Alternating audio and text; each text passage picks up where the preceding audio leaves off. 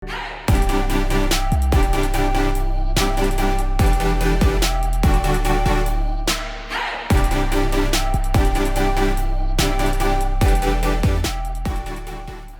horrela da, orain dela 10 urte aurkeztu genuen eskaera, eta momentu haiek oso momentu politeak izan ziren.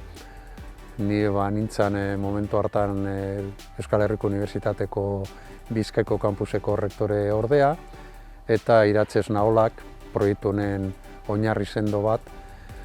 Iratxez Naolak eskatu zidan bilera proiektu hau aurkezteko.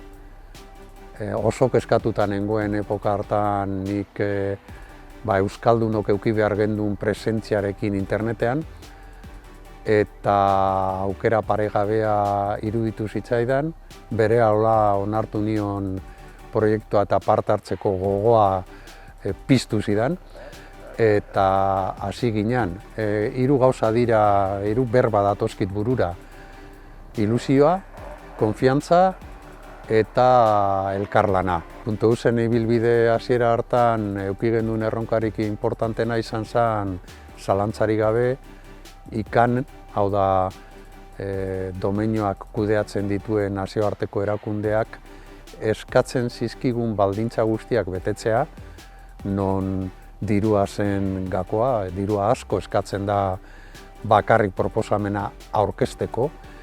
Eta gero bestalde batetik ICANN-en aurrean ere erakutsi behar gendun bageneukala euskal komunitatearen babesa kultura arloan batez bere, eta horretarako .eus elkartea sortu genuen, bertan elkarte askoren babesa lortuta eta baita ere pertsonen babesa, 26.000 pertsona baino gehiago emon zigun babesa.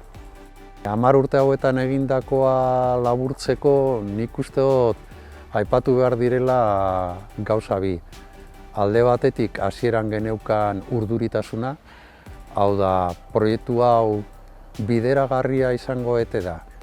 Ez genekien erantzuna zelakoa izango zen, eta beste alde batetik hasierako erantzun positiboa eduki eta gero, gure zalantza zen, orain badaukagu jendeatzean, badaukagu domeinoak, baina sendotasuna lortuko dugu, konfiantza lortuko dugu, domeino horiek gurekin jarraituko dute, eta hori ere lortu genuen. Une honetan .eus nik uste dut sendotuta dagola, indartsu dago, 13.000 domeino lortu duguz, enpresak gehienak, baina baita ere artistak, elkarteak, norbanakoak, heldu gara gizartaren ia toki guztietara.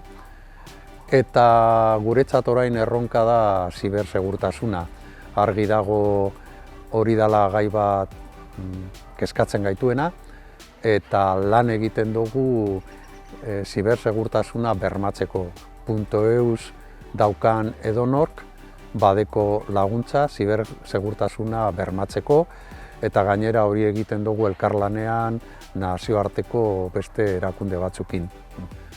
Aurrera begira ditugun erronka nagusiak batez be dira hasten jarraitzea, bai kalitatean eta kantitatean, batez bere kalitatean bere, mantendu daukaguna, ez galtzea dekaguna, asko kostatu zaigu ona heltzea, eta ondo dakigun bezala nortasun digitalari buruz hitz egiten ari gara une hauetan, eta eraldaketa digitala gertatzen ari da toki guztietan eta Euskal Herrian bere, eta guk gure etorkizuneko erronkarik importantena da eraldaketa digital horretan aktiboak izatea eta aktiboak euskeratik.